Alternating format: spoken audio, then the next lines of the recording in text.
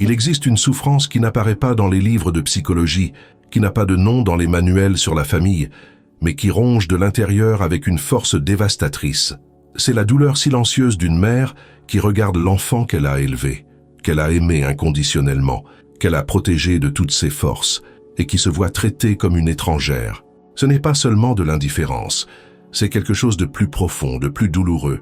C'est le sentiment que tout ce que vous avez offert, chaque nuit blanche, chaque inquiétude, chaque geste d'amour, s'est tout simplement évaporé de sa mémoire émotionnelle. Et qu'est-ce qui fait le plus mal? Ce n'est même pas la froideur en soi, c'est la culpabilité qui vient juste après. Cette voix intérieure implacable qui murmure « S'il agit ainsi, c'est parce que j'ai échoué. S'il ne m'apprécie pas, c'est parce que je n'ai pas su aimer correctement. » Freud appellerait cela le surmoi punitif, cette partie de notre esprit qui nous condamne sans pitié, qui transforme chaque blessure reçue en une preuve supplémentaire de notre inadéquation. Mais voici la vérité qui peut tout changer. Lorsque votre fils vous traite avec indifférence, lorsqu'il semble incapable de reconnaître votre valeur, lorsque ses paroles semblent froides et ses gestes distants, cela n'a rarement à voir avec qui vous êtes vraiment ou avec l'amour que vous lui avez donné. En réalité, ce rejet révèle souvent quelque chose de beaucoup plus complexe. Un enchevêtrement de conflits inconscients, de blessures mal cicatrisées et de mécanismes de défense qu'il ne comprend pas lui-même. Vous n'imaginez pas le poids qu'il porte sur ses épaules. Un poids qui n'est pas le sien, mais que vous avez endossé comme une responsabilité sacrée. Aujourd'hui, nous allons démanteler ce piège émotionnel morceau par morceau, afin que vous compreniez enfin, la culpabilité que vous ressentez n'est pas la vôtre. Elle ne l'a jamais été. Lorsque vous vous regardez dans le miroir et que vous vous demandez où vous avez échoué, lorsque vous revivez chaque instant en essayant de trouver le moment exact où tout s'est effondré, vous plongez dans une illusion douloureuse. Une illusion qui vous enferme dans une spirale d'auto-accusation qui ne fait que s'amplifier avec le temps. Car il y a une chose que personne ne nous enseigne à propos de l'amour maternel. Il peut être parfait, inconditionnel et transformateur, et pourtant ne pas être reconnu. Et ce n'est pas de votre faute. C'est la nature complexe et contradictoire de l'âme humaine. Ce que vous êtes sur le point de découvrir va bouleverser tout ce que vous croyiez savoir sur cette douleur. Car derrière sa froideur se cache une histoire que vous ignorez. Une histoire dans laquelle vous êtes à la fois l'héroïne et la victime de forces qui étaient à l'œuvre bien avant que vous ne vous en rendiez compte. La première chose que vous devez comprendre, c'est qu'il existe un poids invisible que toutes les mères portent. Un poids que la société, la famille et même vous-même avez placé sur vos épaules sans vous en rendre compte. C'est le poids de la responsabilité totale, la croyance profonde, presque religieuse, que tout ce qui se passe dans la vie émotionnelle de votre enfant est le reflet direct de vos capacités en tant que mère. Réfléchissez-y un instant. Quand quelqu'un fait l'éloge de votre enfant, vous vous sentez fier, comme si le mérite vous revenait. Mais quand il échoue, quand il fait du mal, quand il devient froid ou distant, vous assumez également la responsabilité comme si elle vous incombait exclusivement. Freud a observé que les mères développent ce qu'il appelle une omnipotence maternelle fantasmée, l'idée inconsciente qu'elles ont un pouvoir absolu sur le destin émotionnel de leurs enfants. Cette croyance, aussi noble soit-elle, est un piège cruel, car elle vous rend prisonnière de l'approbation des autres, otage des humeurs et des choix d'une autre personne, même si cette personne est votre propre enfant. Quand il vous traite mal, vous ne voyez pas cela comme un problème qui lui est propre, comme une limitation de sa capacité à aimer ou à reconnaître. Vous y voyez la preuve que vous n'avez pas été assez bonne. C'est comme si vous étiez une artiste qui a peint un chef-d'œuvre, mais qui est convaincu que si les autres ne voient pas sa beauté, c'est parce que le tableau est imparfait. Vous ne considérez pas que les yeux de ceux qui le regardent sont peut-être brouillés, que la lumière de la pièce est peut-être faible, que la personne n'a peut-être pas encore développé la sensibilité nécessaire pour apprécier ce qui se trouve devant elle. Et cette responsabilité totale que vous avez assumée n'est pas née de rien. Elle s'est construite jour après jour, brique par brique, à travers les messages subtils que la société vous a envoyés depuis que vous avez découvert que vous alliez être mère. Une bonne mère fait toujours passer ses enfants en premier. L'amour d'une mère est inconditionnel. Une mère qui est une mère n'abandonne jamais. Chacune de ces phrases apparemment affectueuses est en réalité une chaîne dorée qui vous enferme dans une attente impossible de perfection. Mais allons encore plus loin. Depuis votre enfance, vous avez absorbé l'idée que les femmes sont naturellement responsables du bien-être émotionnel des autres, que c'est à vous de créer l'harmonie, de résoudre les conflits, de panser les blessures. Ce conditionnement social s'est ancré dans votre esprit jusqu'à devenir une seconde nature. Et lorsque vous êtes devenue mère, ce conditionnement s'est intensifié jusqu'à devenir presque étouffant. Vous avez intériorisé l'idée que vous êtes responsable non seulement d'aimer, de prendre soin et de protéger, mais aussi de vous assurer que cet amour est reconnu et réciproque. Comme s'il était possible de contrôler le cœur d'une autre personne, comme s'il était possible de forcer la gratitude, comme s'il était possible de manipuler l'affection sincère. C'est une mission impossible déguisée en instinct maternel. Pensez au nombre de fois où vous vous êtes surprise à analyser chaque geste, chaque mot, chaque expression de votre enfant, à la recherche de signes qui prouvent que vous comptez pour lui. Combien de nuits avez-vous passé éveillé à vous demander si vous aviez dit ce qu'il fallait, si vous aviez agi correctement, si vous aviez été suffisamment présente? C'est comme si vous viviez sous un microscope émotionnel permanent où chaque petite réaction de votre enfant devient une preuve de votre réussite ou de votre échec en tant que mère. Le résultat est dévastateur. Vous vivez sur des montagnes russes émotionnelles, où votre estime de soi monte et descend au gré du thermomètre affectif de votre enfant. S'il vous appelle, vous respirez. S'il oublie votre anniversaire, vous vous effondrez. S'il vous parle avec tendresse, vous vous épanouissez. S'il vous répond sèchement, vous dépérissez. Votre paix intérieure est devenue l'otage de quelqu'un qui n'a peut-être même pas conscience du pouvoir qu'il a sur vous. Et voici le paradoxe le plus cruel. Plus vous vous efforcez d'être la mère parfaite, plus vous vous éloignez de votre propre authenticité. Vous commencez à modeler vos actions, non pas en fonction de ce que vous pensez être juste, mais en fonction de ce que vous croyez qui vous apportera la réponse que vous souhaitez.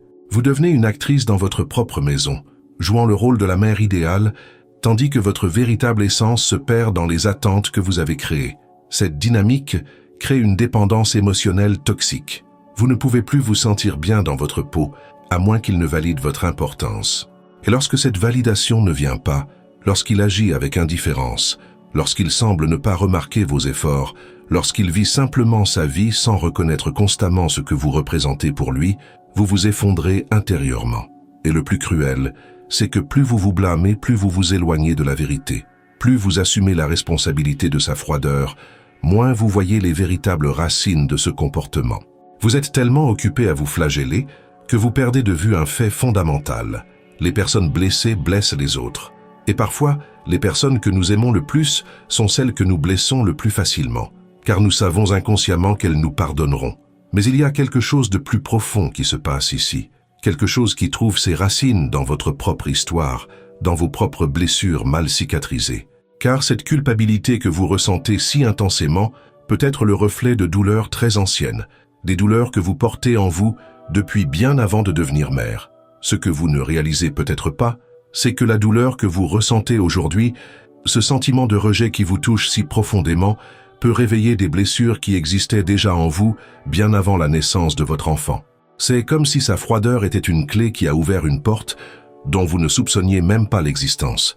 Une porte vers d'anciennes douleurs, vers des abandons que vous avez vécus, vers des moments où vous vous êtes senti invisible, dévalorisé ou ignoré.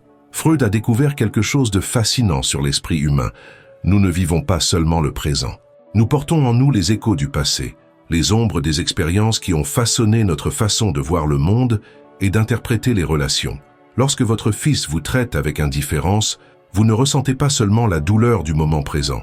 Vous revivez, sans vous en rendre compte, chaque fois que vous vous êtes senti rejeté au cours de votre vie. Peut-être avez-vous grandi dans une famille où l'affection était rare, où l'amour devait être gagné par des performances, où vous avez appris que bien faire était le seul moyen de ne pas être abandonné. Peut-être avez-vous eu une mère distante, un père absent, ou avez-vous vécu des situations où vous avez dû prendre soin des autres avant de prendre soin de vous-même. Ces expériences ne disparaissent pas.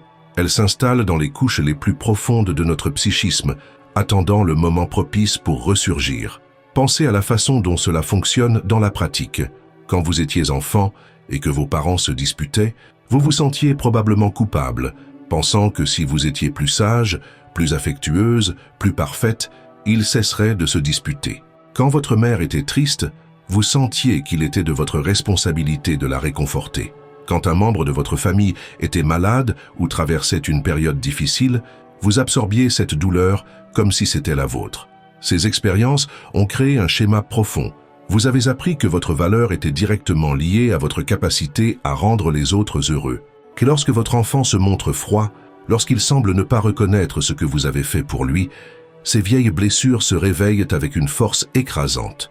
Soudain, vous n'êtes plus une femme adulte, une mère expérimentée, qui connaît sa propre valeur. Vous redevenez l'enfant que vous étiez autrefois, celle qui devait être parfaite pour être aimée, celle qui portait la responsabilité impossible de rendre les autres heureux pour garantir sa place dans le monde. C'est pourquoi le rejet de votre enfant vous fait si mal. Il ne s'agit pas seulement du présent, mais de toutes les fois où vous vous êtes déjà senti ainsi auparavant. C'est à cause de cette partie de vous qui croit encore, au fond de vous, que si vous n'êtes pas indispensable, vous serez rejeté, que si vous n'êtes pas la mère parfaite, vous serez la mère oubliée. Cette dynamique crée un cercle vicieux.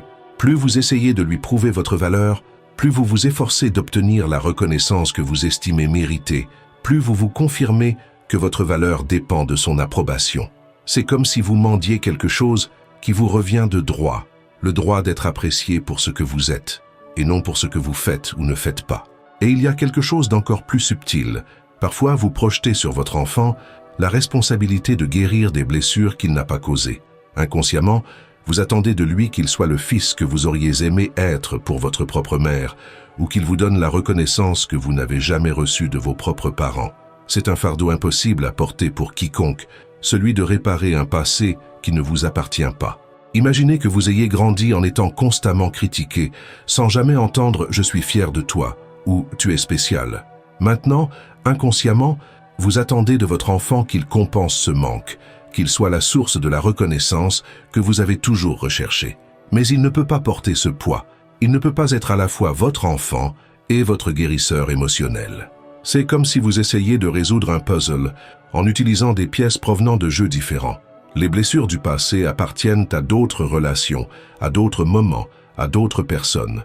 Mais lorsqu'elles se mélangent à la dynamique actuelle, tout devient confus, douloureux et apparemment sans solution. Freud appelait cela le transfert. Lorsque nous redirigeons des sentiments et des attentes issus de relations passées vers des situations présentes.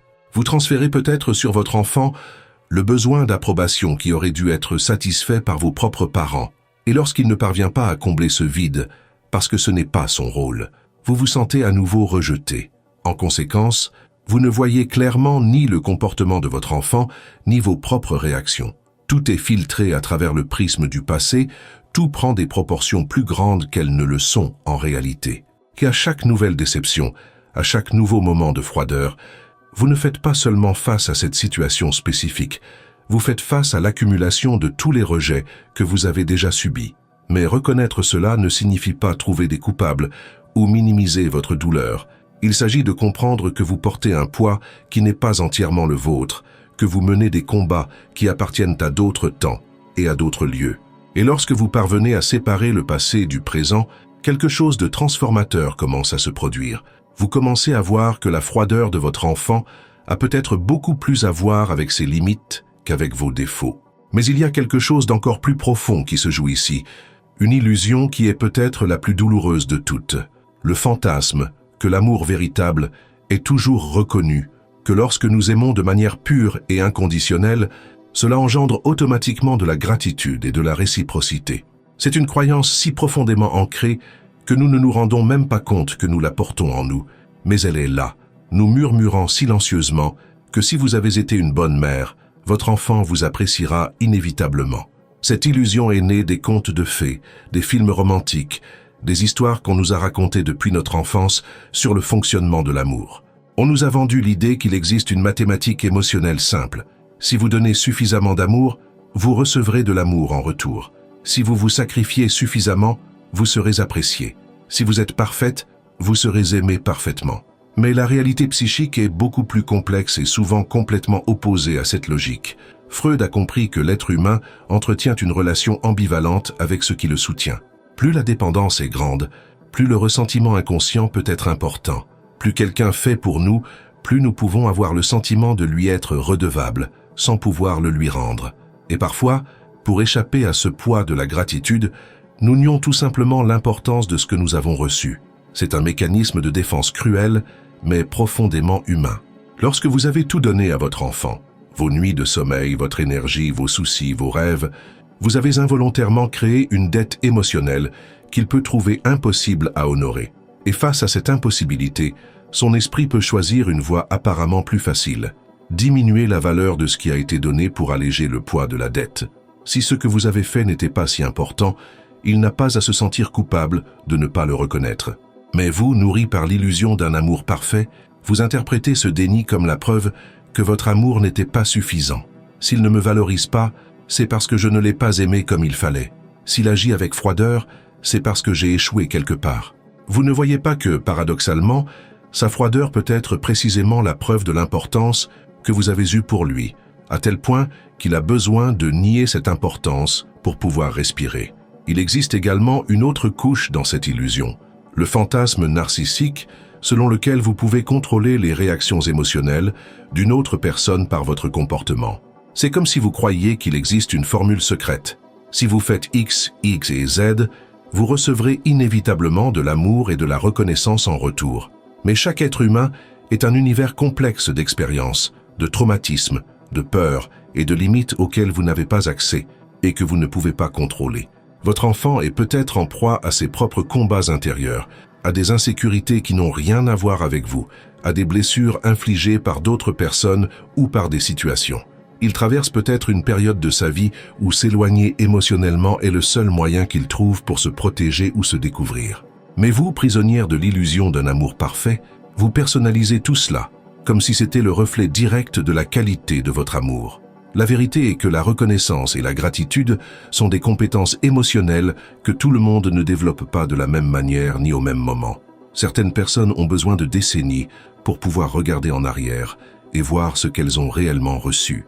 D'autres n'y parviennent jamais, non par manque d'amour, mais à cause de leurs propres limites qui les empêchent d'accéder à ces sentiments. Et voici le paradoxe le plus cruel de cette illusion. Plus vous vous efforcez d'être la mère parfaite qui mérite d'être reconnue, plus vous vous éloignez de l'amour véritable et inconditionnel, car le véritable amour n'attend rien en retour. Lorsque vous aimez en attendant de la gratitude, vous n'aimez pas. Vous faites un investissement émotionnel et attendez des dividendes. Freud dirait que vous confondez l'amour et le narcissisme. L'amour narcissique a besoin de l'autre pour valider sa propre valeur. Je suis une bonne mère parce que mon enfant me reconnaît comme tel, mais l'amour véritable existe indépendamment de la réponse de l'autre. Je suis une bonne mère parce que j'ai donné le meilleur de moi-même, indépendamment de la façon dont cela est reçu. Briser cette illusion ne signifie pas accepter d'être maltraité ou dévalorisé. Cela signifie comprendre que votre valeur en tant que mère ne dépend pas de la reconnaissance de votre enfant. Cela signifie accepter que vous avez peut-être été extraordinaire sans pour autant être reconnu. Cela signifie comprendre que l'amour que vous avez donné a une valeur intrinsèque, qu'il existe en soi, indépendamment de la capacité de votre enfant à le voir ou à le nommer. Lorsque vous parvenez à vous libérer de ce besoin de reconnaissance, quelque chose de libérateur se produit. Vous cessez de mesurer votre réussite en tant que mère à l'aune de la gratitude des autres et commencez à la mesurer à l'aune de votre propre conscience. Vous cessez de vivre dans la dépendance émotionnelle de quelqu'un qui n'a peut-être pas encore la maturité nécessaire pour vous donner ce dont vous avez besoin. Et paradoxalement, c'est lorsque vous cessez d'avoir besoin de reconnaissance que celle-ci peut enfin apparaître. Nous arrivons maintenant au terrain le plus délicat, cet endroit que personne n'aime regarder, mais que tout le monde connaît intimement. Car derrière toute cette souffrance maternelle, il y a quelque chose que vous ne voulez peut-être pas admettre, même à vous-même, le ressentiment. Oui, vous pouvez aimer profondément votre enfant et en même temps ressentir de la colère parce qu'il ne reconnaît pas ce que vous avez sacrifié pour lui. Et cette colère, parce qu'elle est inacceptable à vos propres yeux, se transforme en quelque chose de beaucoup plus subtil et destructeur. Freud appelait cela la formation réactionnelle, lorsqu'un sentiment inacceptable se déguise en son contraire. La colère se transforme en surprotection. Le ressentiment devient martyr. La déception devient un sacrifice encore plus grand. C'est comme si vous disiez sans mots, « Puisque tu n'apprécies pas ce que j'ai déjà fait, je vais en faire encore plus, jusqu'à ce qu'il te soit impossible de ne pas le voir. » Mais cette stratégie inconsciente fonctionne rarement et produit souvent l'effet inverse. Pensez au nombre de fois où vous vous êtes surpris à rappeler à votre enfant tout ce que vous avez fait pour lui. Après tout ce que j'ai sacrifié pour toi, j'ai toujours été là quand tu avais besoin de moi. J'ai renoncé à tant de choses pour toi. Ces phrases, bien qu'elles contiennent des vérités factuelles, ont également un sous-entendu toxique. Tu me dois quelque chose. Et quand quelqu'un se sent constamment redevable sur le plan émotionnel, il a naturellement tendance à s'éloigner de celui qui lui réclame cette dette. Le sacrifice, lorsqu'il est utilisé comme monnaie d'échange émotionnel, cesse d'être de l'amour et devient de la manipulation. Et le plus cruel, c'est que vous pouvez le faire sans en avoir conscience, poussé par une douleur authentique qui cherche à être soulagée à tout prix. Vous ne voulez pas manipuler, vous voulez être vu, reconnu, valorisé. Mais lorsque ce besoin se manifeste par une exigence constante, il éloigne exactement ce que vous désirez le plus. C'est là que nous devons parler de quelque chose qui peut complètement transformer votre perspective. Si vous vous reconnaissez dans ces mots, si vous voyez des schémas que vous préféreriez ne pas voir, sachez que reconnaître ces mécanismes n'est pas une honte, c'est le premier pas vers la véritable liberté. Et si vous souhaitez approfondir ce voyage vers la connaissance de soi, aimez cette vidéo et abonnez-vous à la chaîne, car nous continuons à explorer ces vérités que personne ne nous enseigne sur les relations familiales. Il y a quelque chose de profondément paradoxal dans le sacrifice maternel lorsqu'il devient un mécanisme de contrôle. Plus vous vous sacrifiez en attendant de la reconnaissance, plus vous vous éloignez de l'authenticité qui permettrait de créer un véritable lien. Votre enfant perçoit même inconsciemment lorsque l'amour s'accompagne d'une attente en retour. Et cette perception peut le faire se sentir étouffé, manipulé, coupable. Freud a observé que les êtres humains ont une capacité impressionnante à détecter quand ils sont utilisés pour satisfaire les besoins émotionnels d'autrui, même lorsque cela est fait avec les meilleures intentions. Lorsque vous vous sacrifiez dans l'espoir d'obtenir de la gratitude, vous utilisez sans vous en rendre compte votre enfant comme source de validation. Et lui, le sentant, peut réagir en prenant ses distances afin de protéger son autonomie émotionnelle. Mais allons encore plus loin. Ce schéma de sacrifice-exigence cache souvent une blessure plus ancienne, le sentiment que vous n'avez pas de valeur intrinsèque, que vous devez gagner l'amour par vos performances. Si vous croyez au fond de vous que vous ne méritez pas d'être aimé simplement parce que vous existez, alors vous allez essayer de mériter cet amour par des actions, des sacrifices, des efforts extraordinaires. Et lorsque ces efforts ne sont pas reconnus comme vous l'espériez, la déception est écrasante, car il ne s'agit pas seulement du présent, mais de toute une vie passée à essayer de prouver que vous méritez d'être aimé. Il s'agit de l'enfant intérieur qui croit encore qu'il doit être utile pour être aimé, qu'il doit s'annuler pour avoir de la valeur. Il en résulte un cercle vicieux. Plus vous vous sacrifiez sans reconnaissance, plus vous ressentez de ressentiment. Plus vous ressentez de ressentiment, plus vous exigez. Plus vous exigez, plus votre enfant s'éloigne. Plus il s'éloigne, plus vous vous sacrifiez pour tenter de regagner la proximité perdue. C'est une danse destructrice où tout le monde est blessé. Pour sortir de ce cercle vicieux, il faut commencer par une révélation douloureuse mais libératrice. Vous n'avez pas besoin de gagner l'amour de votre enfant. Vous n'avez pas besoin de vous sacrifier pour mériter d'être reconnu. Vous n'avez pas besoin d'être parfaite pour avoir de la valeur. L'amour que vous avez donné a de la valeur, quelle que soit la réponse que vous avez reçue, et votre valeur en tant que mère n'est pas remise en question, même s'il n'arrive pas à l'exprimer. Lorsque vous parvenez à voir clairement cette dynamique, lorsque vous parvenez à reconnaître vos propres schémas sans jugement, quelque chose de puissant se produit. Vous cessez d'utiliser le sacrifice comme langage d'amour et commencez à utiliser votre présence authentique. Vous cessez de réclamer des dettes émotionnelles et commencez à offrir une véritable connexion. Et paradoxalement, c'est lorsque vous cessez d'avoir besoin de reconnaissance que celle-ci peut enfin apparaître. Mais le plus effrayant de tout est peut-être ce que vous pouvez à peine admettre, même à vous-même, la peur viscérale que si vous n'êtes pas indispensable, vous serez rejeté. Cette terreur silencieuse réside dans les couches les plus profondes de votre psyché maternelle et influence chaque geste, chaque mot, chaque décision concernant votre enfant. C'est la peur que s'il grandit vraiment et devient indépendant, vous cesserez tout simplement d'avoir de l'importance. Freud a identifié ce schéma comme l'une des dynamiques les plus complexes du développement humain. La lutte entre promouvoir l'indépendance de son enfant et conserver sa propre importance émotionnelle. C'est comme être sur une balançoire où plus il gagne en autonomie, plus vous avez l'impression de perdre en importance. Et cette mathématique émotionnelle faussée peut conduire à des comportements qui sabotent exactement ce que vous désirez le plus, une relation saine et proche. Pensez au nombre de fois où vous vous êtes surpris à créer des besoins là où il n'y en avait pas, à résoudre des problèmes qu'il pouvait résoudre seul, à anticiper des soins qu'il n'avait même pas demandés. Non par malice, mais par une peur inconsciente que s'il n'a pas besoin de vous, il découvrira qu'il peut parfaitement bien vivre sans votre présence constante. C'est comme si toute votre identité était liée au fait d'être nécessaire pour lui. Cette peur a des racines très anciennes. Pendant des années, voire des décennies, votre vie a tourné autour de lui. Vos décisions tenaient compte de son bien-être. Vos rêves se sont modelés pour inclure les siens. Votre routine s'est organisée en fonction de ses besoins.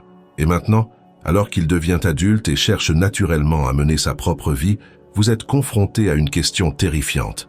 Qui suis-je quand je ne suis plus indispensable pour lui? Freud dirait que vous confondez l'amour et la fusion émotionnelle.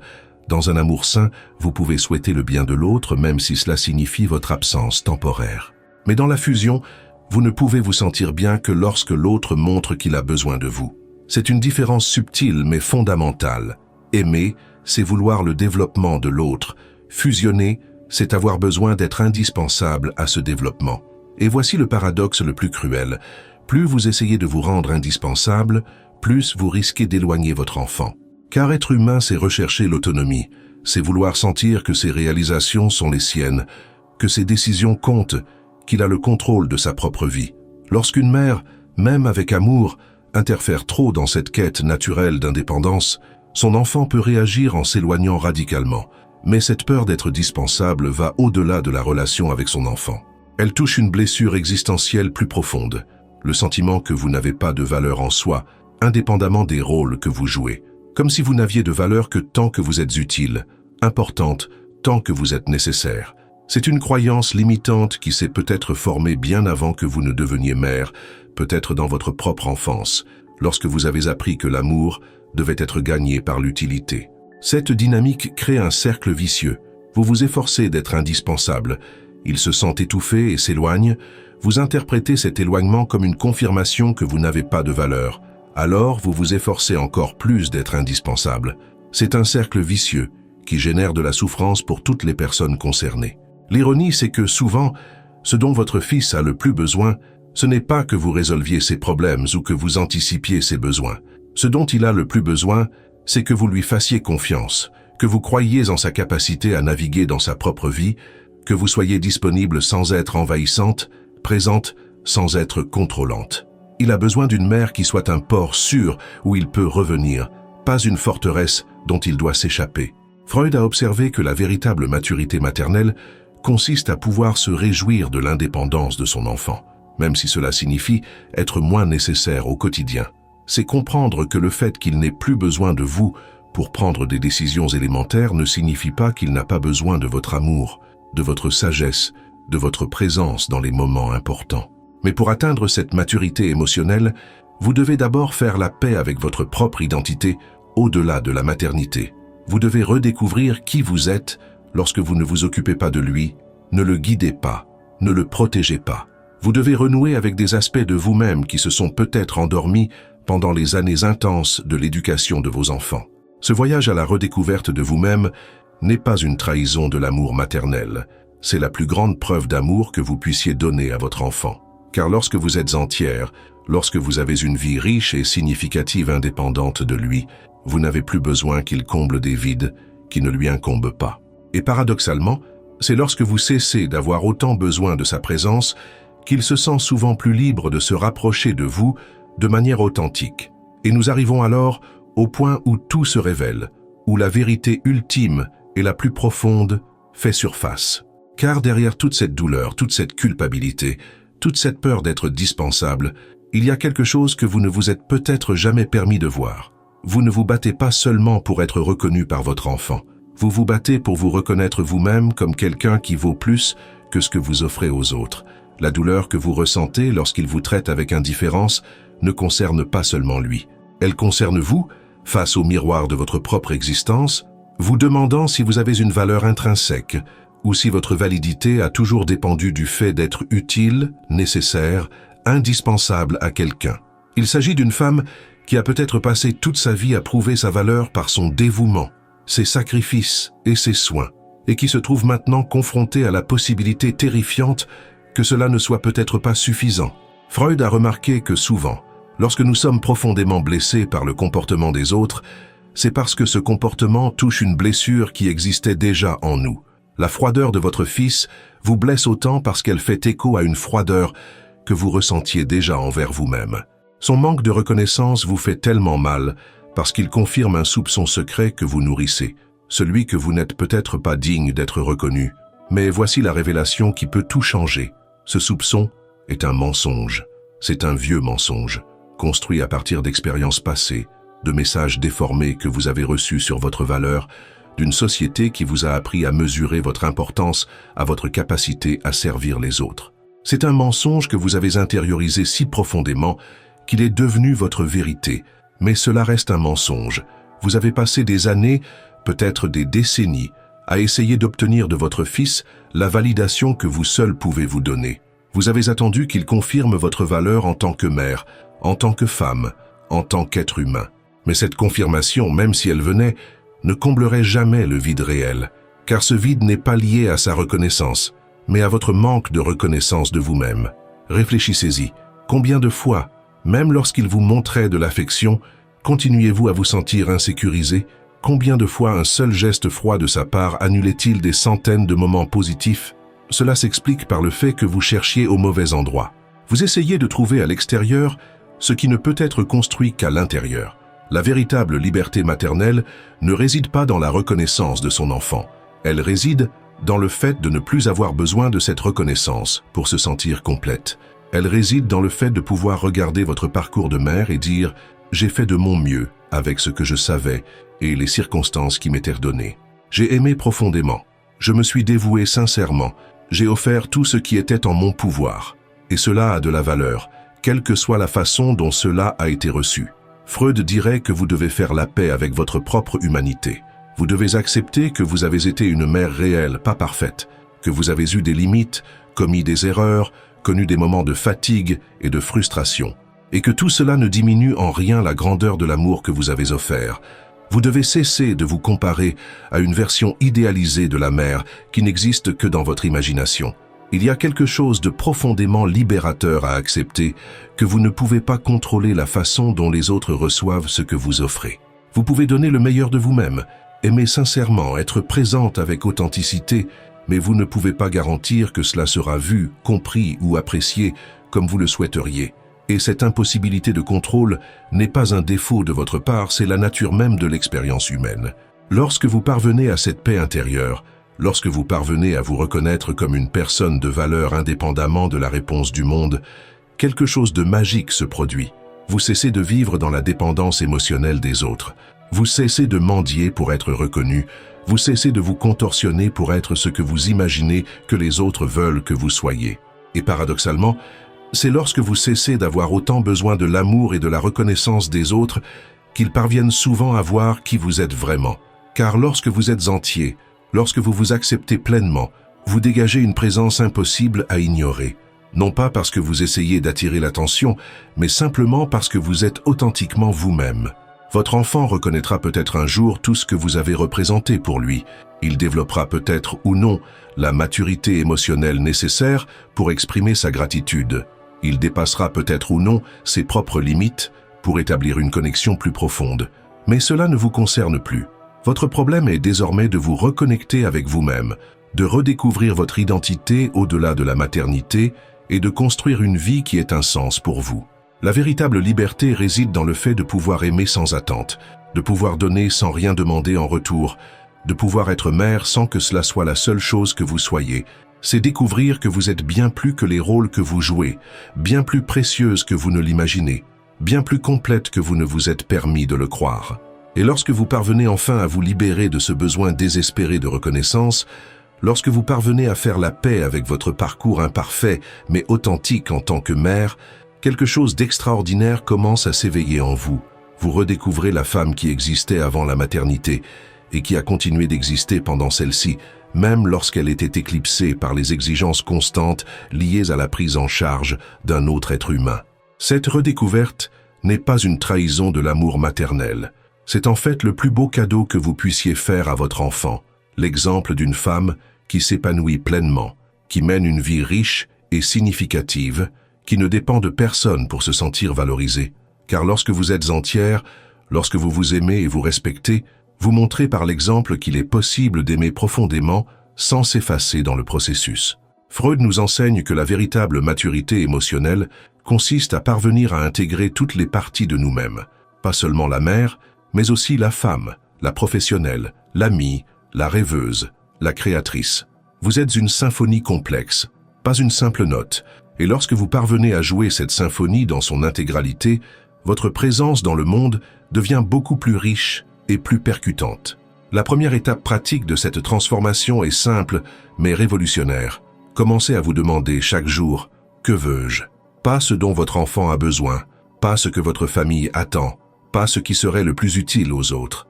Que souhaitez-vous, vous, femme unique et précieuse, pour votre propre vie? Peut-être avez-vous oublié que vous avez droit à vos propres désirs. Peut-être avez-vous besoin de les redécouvrir. Commencez petit. Quelle chanson aimeriez-vous écouter en ce moment? Quel livre aimeriez-vous lire? Quel endroit aimeriez-vous visiter? Quelle conversation aimeriez-vous avoir? Quelle activité ferait battre votre cœur d'excitation? Cela peut sembler insignifiant, mais ce sont les briques avec lesquelles vous reconstruisez votre propre identité. Et à mesure que vous renouez avec vos propres désirs, quelque chose d'intéressant peut se produire. Votre enfant peut commencer à vous voir sous un autre jour, non plus comme la mère qui est toujours disponible pour répondre à ses besoins, mais comme une femme fascinante qui a sa propre vie, ses propres centres d'intérêt, sa propre lumière. Et paradoxalement, cette version plus complète de vous-même peut éveiller en lui une admiration que la version sacrificielle n'a jamais réussi à susciter. Mais même si cela n'arrive pas, même s'il reste limité dans sa capacité à reconnaître votre valeur, vous serez libre. Libre de l'emprisonnement de l'approbation des autres, libre du besoin de faire constamment vos preuves, libre de vivre une vie qui vous appartient véritablement. N'oubliez pas, l'amour que vous avez donné n'a pas été gaspillé. Chaque nuit blanche, chaque inquiétude, chaque geste d'attention a laissé des traces invisibles mais permanentes dans son âme. Même s'il ne peut pas le nommer ou l'exprimer maintenant, cette base d'amour est là, le soutenant d'une manière qu'il ne comprend peut-être pas lui-même. Votre parcours en tant que mère ne s'achève pas lorsque vous vous libérez du besoin de reconnaissance. En fait, il devient plus authentique, plus puissant, plus transformateur, car vous pouvez désormais aimer à partir d'un lieu de plénitude et non de manque. Vous pouvez être présente par choix et non par obligation. Vous pouvez offrir votre sagesse dans la sérénité et non dans l'anxiété. Et si un jour votre enfant grandit suffisamment sur le plan émotionnel pour voir et nommer tout ce que vous avez représenté pour lui, quelle joie! Mais même si cela n'arrive jamais, vous aurez quand même vécu une vie bien remplie, riche de l'amour donné et reçu sous de nombreuses formes et de nombreuses personnes. La culpabilité que vous avez portée pendant si longtemps peut enfin être déposée au sol. Ce n'était pas à vous de la porter. Vous avez fait de votre mieux. Vous avez aimé du mieux que vous pouviez. Vous avez donné le meilleur de vous-même. Et cela suffit. Cela a toujours suffi. Maintenant, dites-moi dans les commentaires, quel est le premier petit souhait que vous allez honorer aujourd'hui? Quelle partie de vous-même, qui a été oubliée pendant les années intenses de la maternité, demande à être redécouverte? Votre réponse pourrait inspirer d'autres mères qui vivent le même parcours de redécouverte d'elles-mêmes. N'oubliez pas, vivre en pleine conscience est un choix. Éveillez votre esprit, affrontez vos désirs et éclairez votre ombre. Comptez sur moi pour vous accompagner dans ce parcours et continuez à suivre les prochaines vidéos de la chaîne.